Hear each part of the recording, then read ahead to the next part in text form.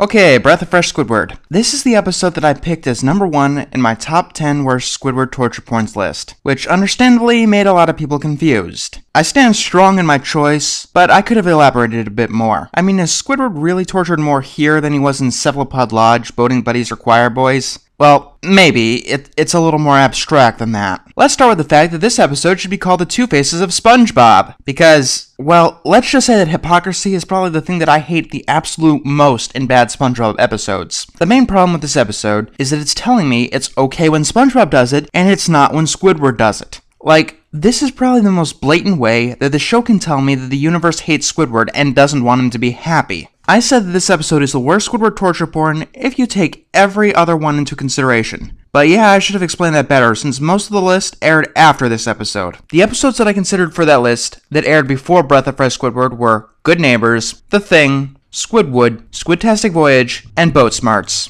Here's the thing, this is the first Squidward torture porn where I am absolutely sure that they're telling me that Squidward is the antagonist, and SpongeBob is the protagonist. A protagonist that starts the episode by breaking into Squidward's house every single morning. With what comes later, the episode directly tells me that SpongeBob is in the right for doing this. In Good Neighbors, that ending is just a stupid joke. Here it's a major part of the plot. Not only that, but SpongeBob knows the story of why it's wrong by heart. So Squidward is apparently a big baby for not being able to put up with this. But SpongeBob can't last one day with, essentially, his own SpongeBob. The second part of this episode, where SpongeBob is being annoyed, tells me that he was the good guy the whole time, and Squidward was in the wrong for being upset. Especially when SpongeBob shouting at Squidward at the end was meant to be justified. Instead, all it does is imply that Squidward was in the wrong for not putting up with SpongeBob and Patrick in all the aforementioned episodes. But here's what really gets me about this episode. It makes the episode infuriating on rewatch. When Squidward essentially steals SpongeBob's life from him, you find it justified, considering what happened at the beginning of the episode. SpongeBob is actually getting some consequences for being a hellish neighbor. But with the breakdown at the end, the episode is telling me that I should not find it justified. I should find it wrong and abhorrent.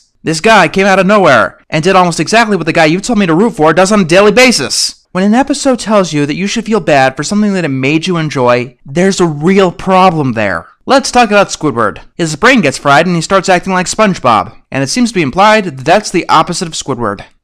They've done this joke before. If the first part of this episode rips off Good Neighbors, then the second half pretty much rips off the ending of Opposite Day. What this episode tells me is the second someone tries to initiate a torture porn on SpongeBob or give him consequences for being the catalyst of a torture porn, it's a bad thing. But it's okay whenever SpongeBob tries to do it to Squidward. And this attitude carried over to episodes like Boating Buddies and especially Choir Boys. I'm fairly sure that those episodes wanted Squidward to be the antagonist. Everything about this episode just makes me angry, and that's even disregarding the animation errors and the plot hole that Squidward's security broke down earlier so it couldn't possibly have fried him back to normal. The episode probably wasn't meant to be taken this way, but if you haven't noticed, authorial intent doesn't really mean much when it comes to the overall product. Keep in mind that the end of A Pal for Gary was intended to be funny, and there are many terrible episodes where the person that you're supposed to hate ends up being the most sympathetic character.